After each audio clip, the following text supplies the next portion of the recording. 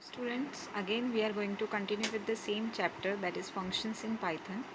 In today's lecture we are going to cover the topics as math function, stack diagram, fruitful and void function, composition and nested function. So math function, as we all know that if we consider C programming language, so in that we were having inbuilt function concept. So with the help of math.th header file or with the help of string.th header file, we can access the mathematical and string related functions. So that is called as header files. So similarly, in case of Python, we are having different modules. So one of the module is nothing but the math, which is consisting of n number of functions. Whatever the easiest one or which can be easily understandable by you, that I have added in my session. So let's start with the math function. So first math function is ceil. Basically ceil function is used to find out, or it is used to return the smallest integral value greater than the number. If number is already integer, same number is written, but if the value is in the decimal format, that is 2.3 something, that so normally the ceil function will cover the upper limit. Okay, and the next function which is given, that is floor function, it will return the lower limit. Means, for example, if we are having 5.3, so 5.3 is the number between 5 and 6. So if we are passing 5.3 value to the ceil function, it will give you the answer as 6, that is upper limit. And if we are passing the same number, that is 5.3 in floor function, then it will return the 5, that is lower limit, as the number is in between 5.3. So this is ceil and floor function. After that, next function is FABS. As we all know that absolute value, this function we have already used, or in other case in mathematics we are using the concept of mod, that is mod of -2 equal to 2. So basically mod, what does it performs? Mod will convert the negative value into positive value. So to do the same thing in Python, we have FABS function. That is, this function will return the absolute value. Means if we are passing -10 to this function, then this function will return +10, that is positive 10, and that is also in float format. This output we will get. So FABS, it is just to display the absolute value, or in other words we can say that it converts the negative number into positive one. After that, we are having factorial. So factorial means we have written code to calculate the factorial, right? So that ready-made code with a ready-made function we are having in Python, that is, with the help of factorial function we can easily get the factorial of the specific number. So if you are writing math.factorial of 5, it will give you the result as 120, because factorial of 5 is 120.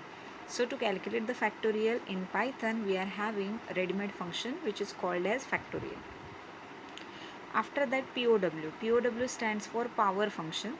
So POW function is having two parameters, that is a comma b, and it will calculate a raised to b. Okay. So if we are providing the value, as in the example, if we are providing the value math.pow 3 comma 2, it will calculate 3 raised to 2. So 3 raised to 2 means we are multiplying 3 2 times. That is 3 into 3 is 9. 9 will be 9 is the answer which is written by the interpreter. And just remember that always when we perform or when we use math function, we will get the result in float type. Okay, in float, in decimal format, you will get the answer. After that, POW function, we are having SQRT. SQRT stands for square root, that is square root of 4 is equal to 2. So you want to calculate the same thing in Python, we can make use of SQRT function. So again, SQRT function is having single parameter, and how you will write that? Math.sqrt into round bracket 25. Okay, and if you notice in all the programs, in the black color borders square brackets, I have given the examples. So the first statement of example is import math. As in case of C and C++, we use #include, right? to import or to get the header files, right? So similarly in Python, just to access the header file, it's not the header file in Python, it is called as module. So when you want to import or when you want to have some functions or methods from specific module, then first we have to import that particular module, and to import the module we make use of import statement. Import space, then the write down the name of the module. Now we are having math module, further we are going to learn so many modules which are present in Python. So I hope this is clear to you that why whenever you want to use the mathematical functions, like in C, if you want to use string functions like strlen, strcpy, strrev, we have to import that header file, right? Hash include into triangular brackets we wrote string.h. So similarly, when we want to use the inbuilt functions of math module, first we have to import that module. And how we will import it? By writing import then name of the module. So this is a security function. After that we are having, if you want to calculate the sine cos value, then for the same we are having sine method also, which is present in math module, and cos, which will calculate the cosine of past value. For the reference you can see the examples.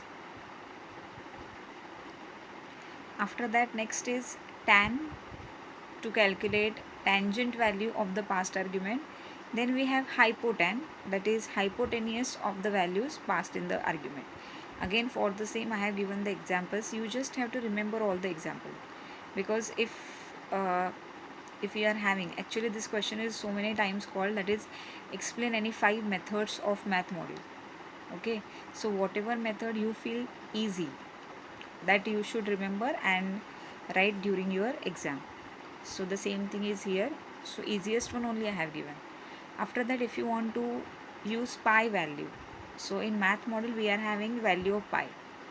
So simply if you want to print the value of pi, which we already know, that is 3.14, this much we know, but there after that 314 we are having certain numbers also, certain digits. So to display the pi value we can make use of math.pi. So pi is used to display the pi value, and by default the value of pi is nothing but 3.141592. After that, next, now these functions are actually new in Python. First, there are two things which or we can say that it's a kind of variables. Pi is, again, it is a constant value. So like pi we are having e also. E is having certain value. After that we are having, now from this slide you should remember the two words, that is first one, that is 12 inf. Okay, so inf is nothing but a constant variable, and this variable is nothing but positive floating point infinity. Inf stands for infinity, so it is a constant. So definitely in pi, the inf, it's a kind of variable which is having certain value, and this variable is always positive and infinite. After that there is one more variable, nan. Nan stands for not a number. Okay, so that is again a constant variable which is available in Python, that is nan. Inf is a positive floating point infinity value, and nan is a not a number.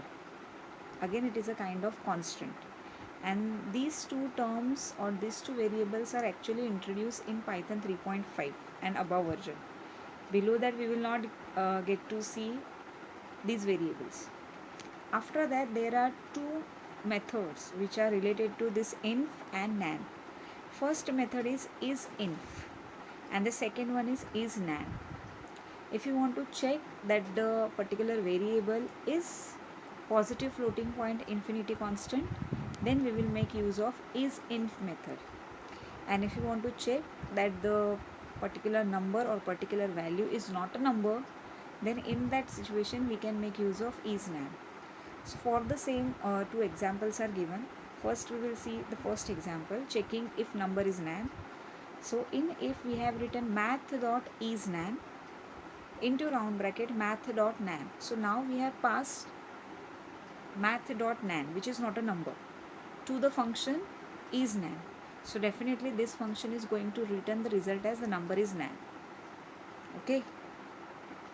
And suppose math dot is nan into round bracket, if you pass any number, that is 2, 3, 4, then it will return as this is not a nan, because 1, 2, 3, 4, these are the numbers. Okay. After that, come to the next, that is inf value. So if we are passing the variable to the is_in function as math.inf, then in that situation the result we will get as the number is positive number or positive infinity, because we passed math.inf value, and as we have seen that inf is nothing but the positive floating point infinity value. So definitely we are checking whether it is inf. So already we have passed the variable inf only to the function is in, so definitely we are going to get the result as the number is positive one. Other than math.inf, if you are passing any string to is in function, or if you are passing any negative number or positive number to the is in function, so definitely we will get the result as false, and this is the reason why the else part, that is number is not positive infinity, will be written. So these are the four things which are actually easy to remember, and they are new in Python. We will not get this in any other programming language math module. Okay. So int stands for positive floating infinity constant, and nan stands for not a number.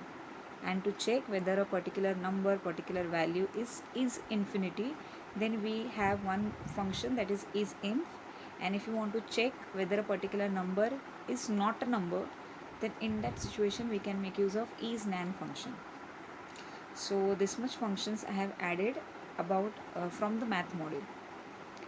After that, the next topic is stack diagram. Basically, what is a stack diagram? Normally we define a function. In function we are taking different names of variable. After that, when we make a call to that function, and if that particular function is parameterized, then passing the parameters to that function, if we are using some different names variable which are totally different from the variable names which we have used in the function definition. So in that situation, when we call to a function, so if you notice, just we will start with the example. We have created one function whose name is avrg, def avrg into round bracket. In function definition, we have declared the variables as n1, n2, n3. Last lecture we have seen two concepts, that is local variable and global variable. So in this example, n1, n2, n3 are nothing but the local variables. They are called as local because their scope is only inside avrg function. We cannot make use of this variable outside of the function. Okay. So these are the local variables. Then in that function definition, we have just calculated sum of the three numbers which we have passed, and after that we want to calculate the average of three numbers, and then we have simply displayed the average, okay, in print function. So this is our function definition. After the function definition, now we want to pass or we want to call the function, and to call function, as it is parameterized function, we need three values as per the definition of function. So for the same, we have taken three variables: s equal to 11, t equal to 27, v equal to 8.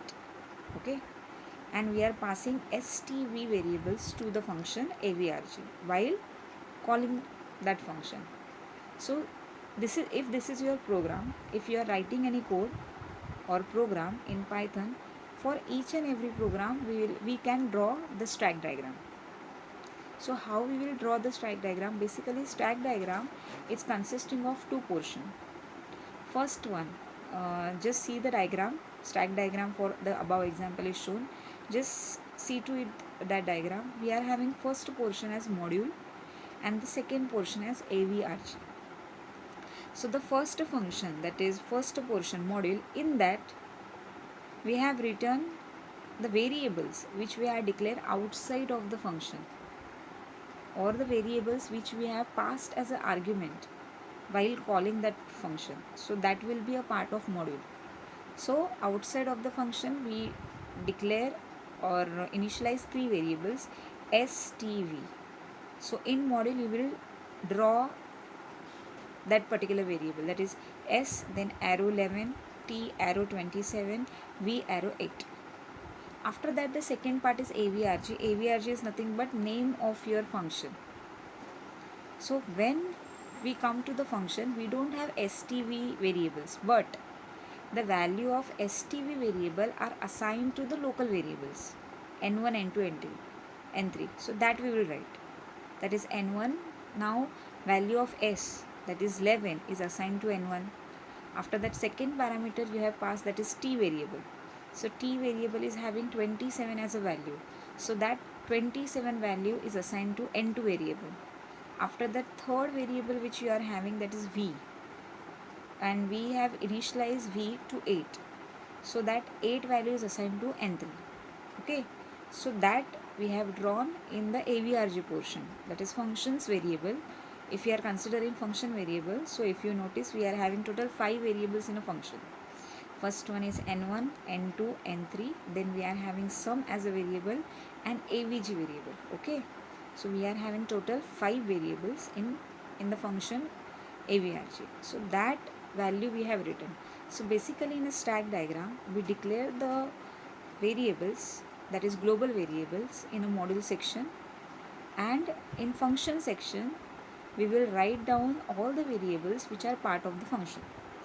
Like in this case we are having n1, n2, n3, sum, avg are, these are the variables which are part of avrg function. So this is called stack diagram. So basically with the help of stack diagram we keep track of all the variables which we have used in the program. So if you notice the stack diagram, whatever variable which you have used in function or in program, entire program, we will get list of that particular variable, and what will be the value assigned or calculated and then stored inside the variable, that will be shown inside stack diagram. So this is simple concept called as stack diagram. Okay, after that we are having new topic, that is fruitful function and void function. So the first function which we are going to discuss, that is void function. In case of void function, as we have seen the various methods of math, again there is one method which we have used, that is e equal to math.exp into round bracket 1.0. So basically exp is the method of math module which is used to calculate the exponentiation, that is e raised to power it will calculate. E is again a constant variable, like pi is having 3.147 value. Similarly e is again a constant variable which is present inside the Python, which is having some constant value. So it will calculate e raised to the value which you have provided in the parameter. So it will, in our example we have written math.exp into round bracket 1.0, so it will calculate e raised to 1.0. okay, so what this type of function will do, it will directly return some value, right? It will give you the final result. Then with the help of print statement you can display that particular result, or you can store the result inside any variable which you want. So in first example, that is e equal to math.exp 1.0, in that we are making call to the exp function of the math module. This function will return or will give you the result, and that particular result is stored inside the e variable. Similarly, if you see this next example, height equal to radius into math.sin into round bracket radians. So again the math.sin radians will give some result, and that particular result is multiplied with the radius, and whatever the final answer we will get, that is stored inside height variable. So all these functions, inbuilt function, basically when we use it gives us the result. Okay, and this is the reason why all are called as void function.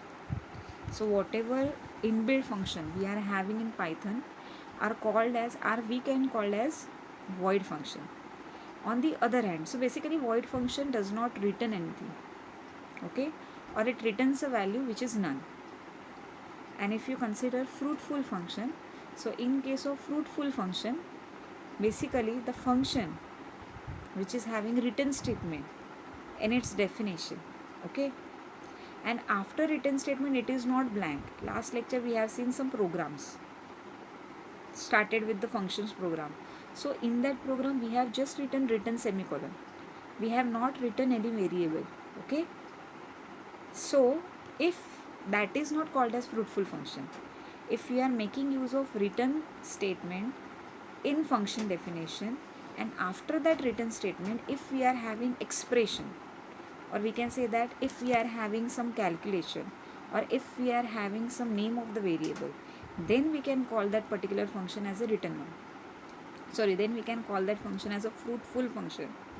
So if you notice the example, we have created area function, which is parameterized function with single parameter radius, and then in the function definition we make use of return statement, and after return we are having some calculative part. There is some calculation, that is we will calculate mat dot pi into radius into 2, that is exponential, that is it will calculate radius raised to 2. Okay, that is r square, as in the in case of formula we are having. So here if your function definition is having written keyword, then we cannot call it as a fruitful function. But if your function definition is having written keyword, and after that written keyword if you have written the expression, then it will become fruitful function. So basically fruitful function is a function which includes written statement along with the expression. Okay, so this is the concept of void function, whatever inbuilt function we have seen till now which directly gives us the result. Okay, once we pass some value, that is called as void function. And fruitful function means if we are having a written keyword or written statement in function definition with some expression or with some calculative part, that is called as fruitful function. Then we have one more concept, that is composition. Basically composition means, again in this case we are making use of one function, and if we are providing the output of that particular one function to the other, then it is called as composition. So as the meaning of composition is nothing but if you have two functions where the output of one function is sent as an input to the another function. Just see the example. First we have imported math module. After that, the next statement, in the next statement we make use of two functions, two methods of math module, that is ceil and sine. But math.ceil function, in that we pass the value as math.sine of 45. So first what calculation will be done, the interpreter will calculate math.sine of 45 first, and whatever result we will get, that is passed to the ceil function, and the ceil operation is performed. Okay, so composition means if we are passing the output of one function to other function as an input, then it is called as composition. Then we have a function within function, or we can call it as a nested function. When we declare one function and then if we are calling that function into another function, then it is called as a function within a function, or it is called as a nested function. So the function which you want to call in other function, that should be declared first. This is important. Means now in this example we have first created show function. In show function we have just printed the message as hello world. After that we have created one more function, that is add function. Okay, in add function we call the show function. So whatever function you want to call, that should be first defined. Otherwise definitely interpreter will give you an error message that particular function is not present. So here within add function we want to call show function. So first we will declare the show function, then we will create the add function, and whenever or wherever we want to call that show function within the add function definition we will write.